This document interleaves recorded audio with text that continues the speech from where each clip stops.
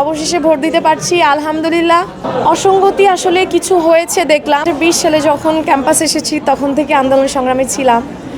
তারপর 2020 সালে শেখ হাসিনার বিরুদ্ধে কথা বলতে গিয়ে জীবন থেকে 15 মাস হারালাম। শুরু থেকেই স্বপ্ন ছিল আমরা একটা যোগসু চাই। আমাদের দেশনেত্রী মরহুম বেগম খালেদা জিয়া এই বিশ্ববিদ্যালয়টি প্রতিষ্ঠা করেছে, যার কারণে ফ্যাসিস্ট হাসিনা এই বিশ্ববিদ্যালয়ের উন্নয়ন করেনি। সব দিক থেকে তাদের যে বাজেট ছিল কমিয়ে দিয়েছে, আমাদের সুযোগ সুবিধাগুলো দেওয়া হয়নি ঠিকমতো। তো এখন সরকার পতনের পরে আমরা নতুন বাংলাদেশে আছি। জগন্নাথ বিশ্ববিদ্যালয়ের হাজারো সমস্যা অবশ্যই সমাধান দরকার, সেটা কোনোভাবেই প্রশাসন দিয়ে সম্ভব না, এটা আমরা দেখে এসেছি। আমরা আন্দোলন সংগ্রাম করে গিয়েছি, তারাও টালবাহানা করে গিয়েছে। তো এই জন্য একজন শিক্ষার্থী সংসদের অনেক বেশি জরুরি ছিল আমাদের জন্য।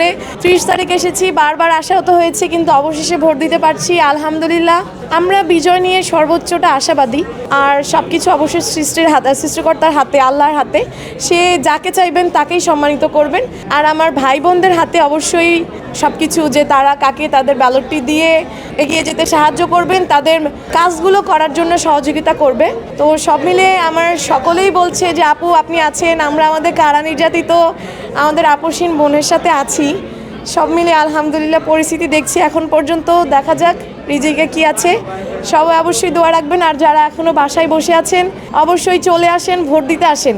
জীবনের প্রথম ভোট যোগসুর পক্ষে হোক, ঐক্যবদ্ধ নির্ভীক জবিয়ান প্যানেলের পক্ষে হোক। অসঙ্গতি আসলে কিছু হয়েছে দেখলাম, আমি ছিলাম না তখন। কিছু উল্টাপাল্টা কাজকর্ম তো হচ্ছে, এটা হবে নির্বাচনকে ঘিরে। তবে প্রত্যেকটা প্যানেলের কাছে অনুরোধ থাকবে, শুরু থেকে আমাদের ঐক্যবদ্ধ নির্ভীক জবিয়ান প্যানেল বলে এসেছি, আলো ছড়া ঘৃণা নয়। বাকিদের উদ্দেশ্যে সেটাই থাকবে। দিন শেষে যেই জিতুক জবিয়ানরা জিতে যাবে, এটা হচ্ছে সবচেয়ে বড় কথা। আপনারা দেখেছেন অসঙ্গতি? আপনারাই উত্তরটা দেন, আপনারা দেখেছেন কিনা? তো এই ধরনের কাজকর্ম আমরা করি না। ম্যানিপুলেট করতে হবে কেন? শিক্ষার্থীরা তো এখানে যথেষ্ট ম্যাচিউর। বিশ্ববিদ্যালয়ে এসে আমার মনে হয় না তাদেরকে ম্যানিপুলেট করার কোনো জায়গা থাকে। তাহলে এটাই বলবো যে আপনারা আলো ছড়ান, ঘৃণা নয়। প্রতিপক্ষই আমাদের ভাই, আমাদের বোন, সে যেই হোক না কেন। তো এই ধরনের কাজকর্ম থেকে বিরত থাকা উচিত বলে আমি মনে করি। কারণ দিন শেষে জগন্নাথ বিশ্ববিদ্যালয়ের সম্মানটা নষ্ট হচ্ছে এই কার্যের মধ্যে দিয়ে। সবাই দেখেন যারা প্রার্থী আছে সবাই জয়ী হতে চায়, কিন্তু জয়ী তো আসলে সবাই হবে না।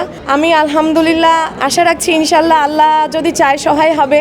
আর আমার ভাই বোনেরা অনেকেই পিছন থেকে বলছে যে আপু আপনি যাবেন, আমরা আছি। কারণ আপনার মতো নির্যাতিত জগন্নাথ বিশ্ববিদ্যালয়ের ইতিহাসে কেউ নাই। আপনি আমাদের বলিষ্ঠ কণ্ঠস্বর, এগুলো তারা বলছে, আমি জানি না। তো আশা রাখছি ইনশাল্লাহ বাকিটা আল্লাহর উপরে, আমার শিক্ষার্থী ভাই বোনদের ব্যালটের উপরে।